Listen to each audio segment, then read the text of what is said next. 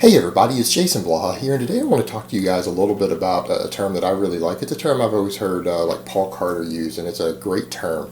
And it's that when you are in the gym, you're usually there to build strength, not demonstrate strength. So let me put on my +5 hat of weaponsmithing, do a little bit of crafting, and let's talk about that. Because that's one of the things I noticed. I was talking a little bit about the shaking and stuff on the Devon Physique video, and some of the other people are saying, hey, this person or that person, when they go set maxes or world records in competition, they're shaking a little bit.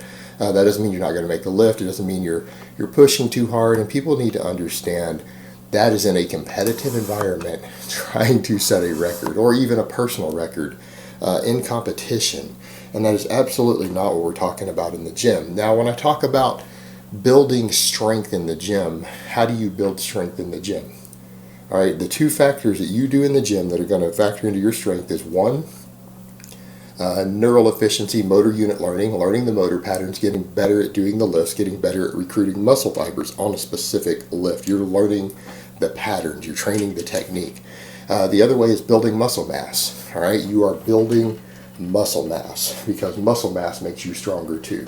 Those are the two biggest factors in an individual. There's a lot of factors from person to person, but inside a given individual who can't change their structure, can't change their genetics, anything else, you get stronger by motor unit learning, and you get stronger by building muscle.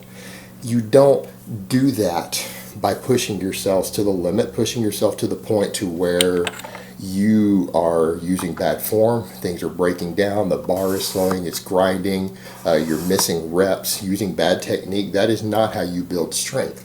And a lot of guys come into the gym and they think that, okay, so if I'm pushing myself to that absolute limit to the point to where their form breaks down, where they're shaking a little bit on the way up. And when I talk about shimmying, several people don't understand what I mean by shimmying on a deadlift. Shimmying is where you have a jarring up and down a little bit when you're supposed to be going up. When you lift a weight, it goes up, right? It's moving away from the floor, moving away from gravity, moving away from the earth. Shimmying is when you jerk a little bit on the way up so that it's going up and down. Okay, that's not building strength. In fact, that's how you get tears. That's how you get injuries.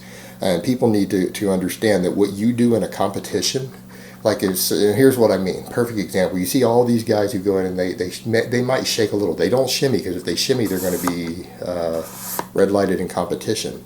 But when they go and they hit these max lifts, do you think they get stronger from doing that? Do you think a person is stronger 5 days after they finish a powerlifting meet than they were the day of the powerlifting meet?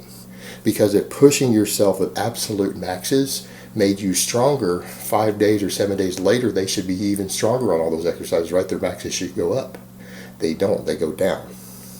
These guys are usually weaker a week after they compete. People get hurt in competitions also. So training to your limits is not how you build strength. You know how you build strength on an exercise?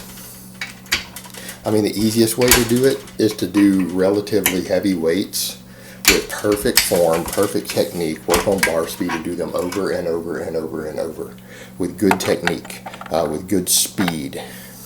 That's actually how you get stronger. That's how you build your nervous system up best. Doing more first reps. Like if you want to improve your 1 rep strength, the best things you could do would be either Bulgarian type training or high volumes with low reps. And the reason that happens, there's a reason 10 sets of 2 or 10 sets of 3 is so fantastic for building perfect technique and power. Think about it this way, even if you use similar weights, perfect example, let's say you're going to work with 70% of your max, 70% of your max to 75%. You could come in and do 3 sets of 10 with that. In fact, there are reasons you would want to do 3 sets of 10 because you'll build a lot of muscle, you'll build metabolic fatigue, and you'll be out of the gym pretty quick. You can take 3 minutes break between that. Those 3 sets, you're done in about 8 minutes, right?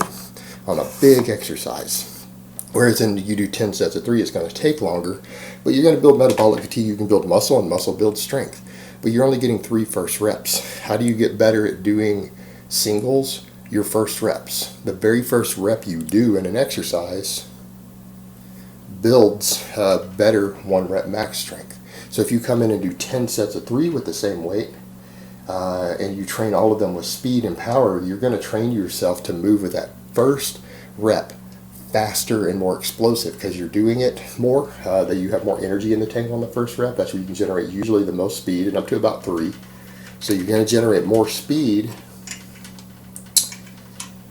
and you're practicing first reps more, because usually what you find is that the later reps you do, because they don't use the same technique, your technique will change a little bit on every single rep that you do. No matter how perfect you are, no matter how mechanical it looks, there's going to be slight variations, right?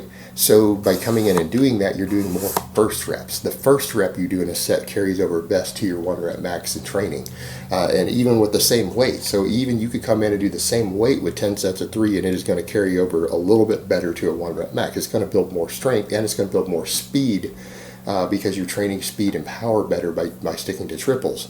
But it's more first reps in a set. Because what you do at the gym with your first rep on your sets, even on 5 rep sets, 10 rep sets, whatever it is, that's what you're going to usually do in competition. You're going to replicate that form. So you can dial in your technique better on your first rep by doing more higher volumes or lower reps, even with lighter weights. Just a point to consider. But the other thing is, of course, not just the speed, strength, the technique, but also building muscle. By sitting there and doing stupid stuff that impedes your recovery, and cheating and grunting and having people help you, or using bad technique to grind out a weight, do you get bigger from that? Usually not. What usually gives you the most muscle mass? Doing a fair number of reps. It doesn't matter, whether it's rep range, as long as your total volume is high with a moderately challenging weight, right? A moderately challenging weight, doing enough volume with it, with good technique, full range of motion. That's what gets you bigger. And I think most people who've lifted weights understand that. That's the fastest way to get bigger, is to accumulate metabolic fatigue with full range of motion exercises using good form with a moderately challenging weight. Rep after rep after rep. I don't care whether it's 3 sets of 10, 10 sets of 3, 5 sets of 5. All of that works. Anyone who has done that knows that usually gets you pretty big pretty quick, about as quickly as it's going to go to train that way. Well, those methods have nothing in common with coming in and showing off. If you're coming into the gym to demonstrate your strength, you're usually showing off. You're trying to push yourself to the limits. You're trying to impress people. You might be even trying to impress yourself, but the thing is, you're not going to get stronger for it. By doing so all the time, or the more frequently you do it, you're going to find that your injury rates are going to be higher, and your strength and muscle gains are going to be lower, because you're impeding your recovery, and you're oftentimes learning bad habits. If you're coming in and hitting true maxes of any type, even taking a 5 rep set to absolute failure, to where you're grinding and using bad technique, that bad technique ingrains. You do a 5 rep set over and over and over, where the 5th rep, you're grinding it out and using bad form, you will ingrain those bad habits and bad form to some extent. That's not going to help you get stronger. And what it is going to do is going to impede your recovery, because you get much better muscle fiber recruitment from completing the last rep in a set when it's really difficult, but you can still maintain perfect form. All right, when you can maintain good form and good technique and lock a weight out clean, but it is still very, very hard, that's generally still going to give you more muscle mass. That's going to give you better muscle fiber recruitment. So that's what people need to think about. Are you in the gym to build strength and size? Because remember, size is a component of strength. Are you there just to demonstrate it and show off? Case in point, you guys don't ever see me really showing off when I have trained fairly heavy in the past. People are saying, oh, he's lifting all that weight, but that's my training work. That's not maxes. I mean, remember when I was doing the Bulgarian training, and I put up a couple videos, I know I have one up still at least, when peaking for my last meet, I was doing Bulgarian training, hitting training maxes, and I did over 500 pounds raw, no wraps, no sleeves, on camera. But that wasn't like a max. It was fairly fast. This wasn't me grinding out and pushing everything that I had. It wasn't me pushing everything that I had. It was just showing you guys, hey, I've done this a couple days in a row now. Let me film one real quick. Because I think I ended up doing it 3 different days in a row that same weight, just over 500 pounds. And same thing, I think the last really almost AMRAP I did with 500 pounds on the beltless deadlift. I came in, I filmed it for you guys. It's on my Instagram still. It's in the middle of a couple of these other videos. 500 pounds, and I did 7 reps. But the 7th rep looked like an opener at a powerlifting meet. I didn't say, okay, I'm going to do as many as I can till, I grind one and fail, because no, I was going to come deadlift again in 2 or 3 days.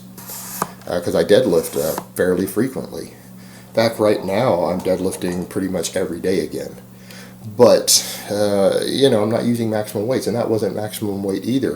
And it wasn't even a set to failure. I lifted until the last rep got pretty hard, and it felt challenging. And that last rep felt like about an 8 or a 9 on the 1 to 10 scale. Said, okay, I'm done. I did it with clean form, left a rep in the tank, left something on the platform. That wasn't coming in demonstrating strength. It might seem like it to some people, but that's just building strength. I probably got bigger and stronger off that set. I mean, 7 reps of 500 pounds kind of puts a little bit of size on you. That will help thicken some things up. That was a good working set to build more off of. And that's the way you guys need to look at this. I'm not saying don't come in and don't train hard, but training hard is part of how you build strength, and it is part of how you build size. But coming in and showing off, or thinking because you see someone doing in a powerlifting meet for a world record that they shake a bit, that you should be shaking when you train, no, you're pushing your nervous system too hard, and it's going to negatively affect your recovery, and it is going to negatively affect your gains in both strength and size if that happens. Alright guys, but that's really all I have to say on that today. I hope it's been informative, and I will talk to you guys next time.